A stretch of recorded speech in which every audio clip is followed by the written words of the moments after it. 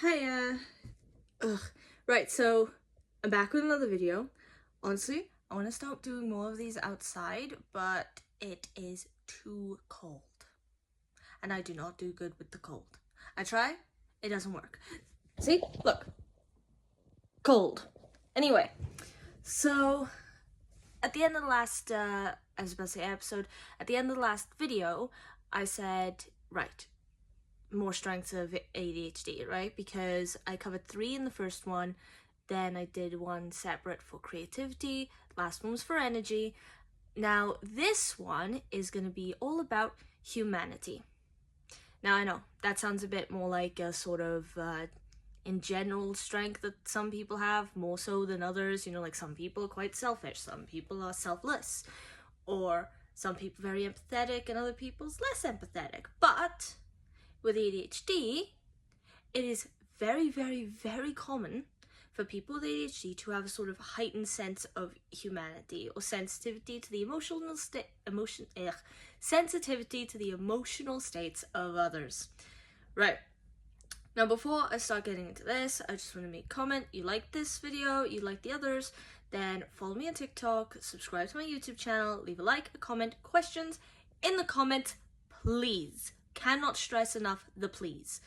Right. Let's go. Okay, so humanity, literally as it sounds, you know, like empathy.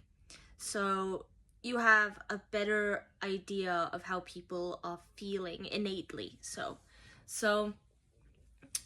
for example, say if you were neurotypical, right? Then it kind of just depends on you, as you are most of the time, how empathetic you tend to be towards others. You know, when you walk in a room, can you tell if someone's upset or anxious or depressed? Are you attuned to that, or do you only really become empathetic when you're kind of made aware by other means? But with ADHD, it's more like, in my case, it's more like there are times where I will enter a room and take a quick glance around, and I feel like I could tell someone if they asked me, right, who in this room is sad and who is happy. Even if they're not really that expressive, I could innately go, okay, I feel like they're sad, they're happy, they're depressed, they're anxious, and so on. So now I never knew that was part of ADHD, because the thing with me is every time I walk into a situation, like I don't know, like a group activity or in a classroom or something outside of school, like I do rock projects, so I play in a band. Well, every time I walk in and say there's a new student, right? And sometimes new students turn up and they're confident. They're like, hi, I'm blah, blah, blah, blah. My name is, well, yeah, I am, my name, same thing. I'm from here, I like this, I like that, can I be your best friend? Straight up, yeah? And then there are others who walk in like, sup, and then hide in the corner. Now, for me, the people who tend to hide in the corner, I pick up on really quickly. And I'm confident when I say that, because it's like I'll walk in, I'll see them, even if they're way back in the back of the room, it's like my attention is just drawn to them. And I used to put it down more to the idea that I know what that feels like. I know what it feels like to be the quiet kid in the corner of the room who wants to get involved, who wants to make friends, who wants to express themselves, but their anxiety is just getting in the way. They can't. They feel like they're going to be judged, or they feel like they're too awkward or not good enough. And all sorts of negative feelings kind of bubble up. So I know how that feels. So I always used to think that it was something that came from my experiences more than anything else, not my ADHD, because I would go up to them, I'd introduce myself, I'd be really casual, really calm and kind about it, because I don't want to like scare them off, be too boisterous, or give them the wrong impression like I'm trying to, like I'm being sarcastically friendly, like some people do, which always struck me as stupid. Anyway, and I will ask them, you know, their name. I'll be like, can I sit with you? I'll introduce myself. I'll just start it anywhere I can, even if I'm struggling to find the words myself. Or I'll just tell them straight up, hey, sorry, I'm being a bit awkward, but I just saw you sitting over here and I thought you'd like someone to talk to, and I'll be honest about it.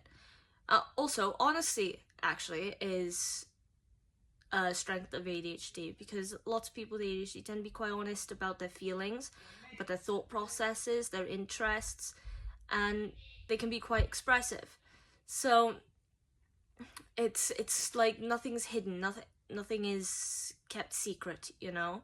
So what you see and what you hear is what you get, because they don't see any reason not to tell you. So I'll be like, hey, yeah, so do you want to be friends? Do you want to hang out? Do you want to get involved? Hey, don't be shy. Come on. I swear, I swear. And if they're like, no, no, no, no, I'll be like, okay. You know, because you can't push someone to be social. You can't push them to be confident or to get involved in activities. You can't do that. You gotta let them do it themselves. But it's a good start to let them know there's someone in the room who genuinely cares about how they're feeling, how anxious they are, and genuinely wants them to be involved for their sake more than anything else. So for that reason, I used to make a lot of my friends. I had a varied group of friends, but lots of the friends I did end up making were people who started out the quiet kid in the corner, who didn't have anyone around them, and I wanted to be that friend, so that could bring them out of the corner, because I didn't have that person, and I liked the idea of being that person at least for someone else.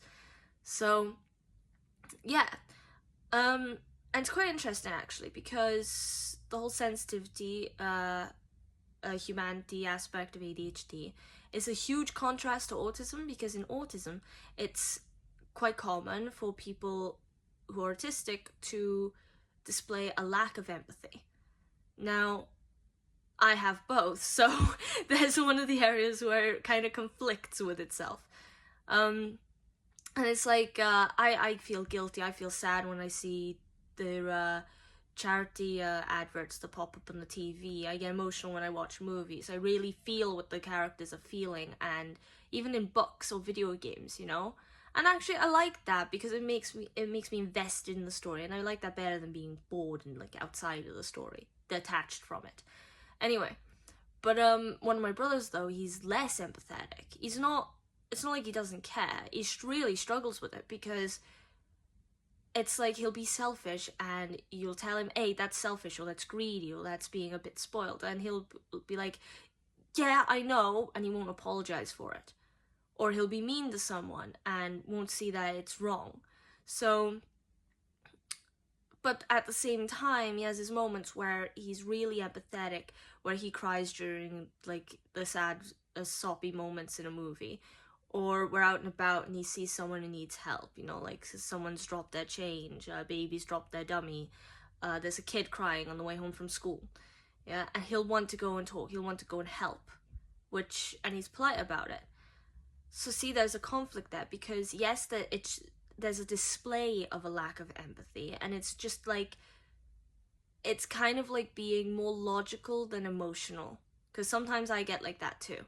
And when you're being more logical than emotional, it's not that you don't care, it's just you don't see the impracticalities, and sometimes you put sympathetic values as an impracticality when you probably shouldn't.